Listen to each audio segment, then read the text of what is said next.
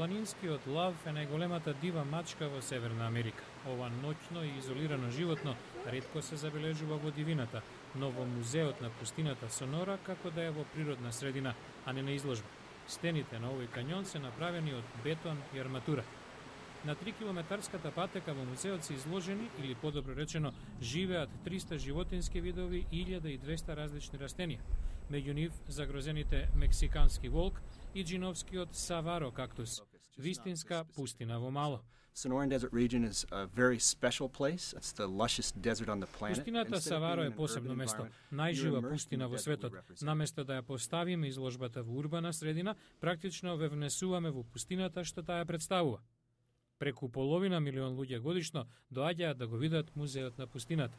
И посетителите, и животните и растенијата се на сигурно.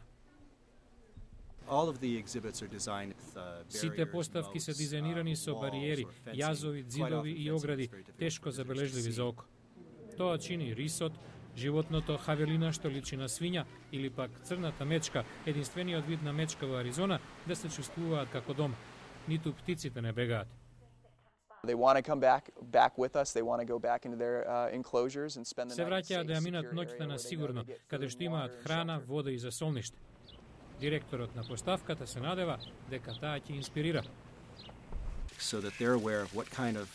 Луѓето дознаваат за растенијата и животните. Можеби тоа ќе им создаде пасија да ја сочуваат пустината Сонора.